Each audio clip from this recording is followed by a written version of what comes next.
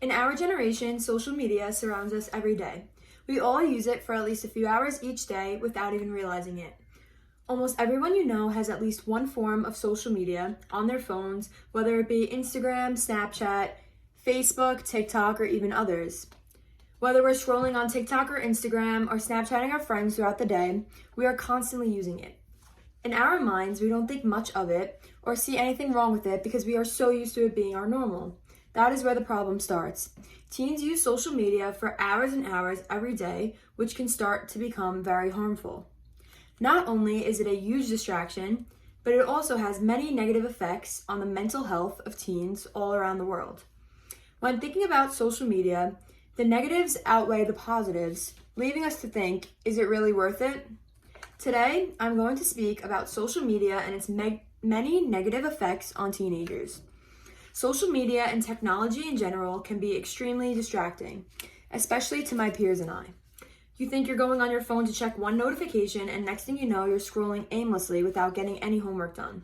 I personally find that my phone is a huge distraction when doing my schoolwork. I tell myself I'm going to complete an assignment early and waste so much time on my phone while I could be getting it done. This is a common problem, especially in our world today. With online school, children and teenagers have easy access to so many distractions. When in school, it was easier for students to stay away from using their phones, but while learning online, there is no one to tell them not to. According to 2019 data from Common Sense Media, teenagers spend an astonishing 7 hours and 22 minutes a day using mobile devices, not including time spent online for schoolwork.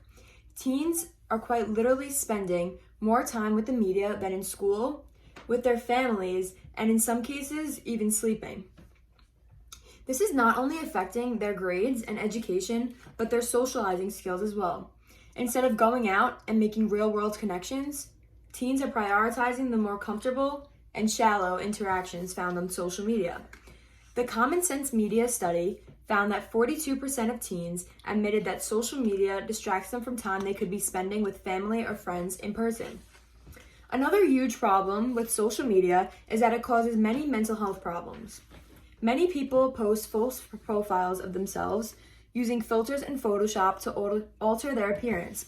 This is very toxic because it makes people not feel comfortable in their own skin and causes serious problems like body dysmorphia. Body dysmorphia is a mental health disorder that involves obsessive focus on a perceived flaw in appearance.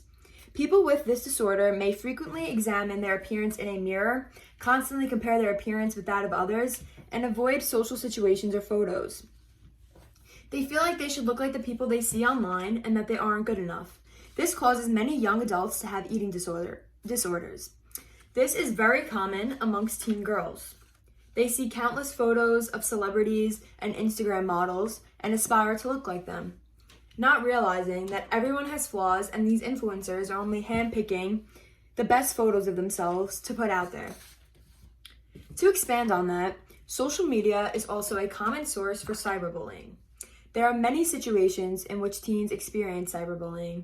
According to Pew Research Center, 59% of teens have personally experienced at least one of 6 types of abusive online behaviors. The most common forms of cyberbullying are name-calling, rumor spreading, and physical threats. As much as teachers and parents try to avoid this all from happening, it is very difficult too. These may seem as if they are small problems because they are being addressed online rather than in person, but that is not the case. Cyberbullying leads to serious issues like depression and even self-harm. Experience of bullying and cyberbullying are also associated with the development of low self-esteem, depression, anxiety, family problems, academic difficulties, delinquency, school violence, and suicidal thoughts or attempts.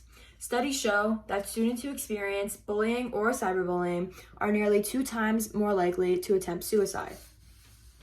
Adding on to this, there are many problems with teens feeling unincluded due to the constant use of social media. They see their friends out with each other without them and start to question why they weren't invited and if they did something wrong. This is commonly known as FOMO, which means fear of missing out. Teens feel like they're missing out on something and it causes them to feel down and not act like themselves. This has happened to me many times, especially in my middle school and high school years. You see your friends out without you and get upset because they didn't ask you. This is an ongoing problem that needs to be stopped. Teens use social media for countless hours every day, which can affect them very negatively. Ways we can start to change this is by limiting ourselves to how long we use social media each day. There are settings on iPhones that let you set time limits for yourself. Maybe just allow yourself 1 hour of social media a day and see how much you can accomplish. Another way to avoid the constant usage of social media is to not use your phone when going out with friends or family. Have everyone leave their phones at the center of the table at dinner so everyone can communicate with one another. These are just small steps that can be taken to begin to end such a large amount of problems.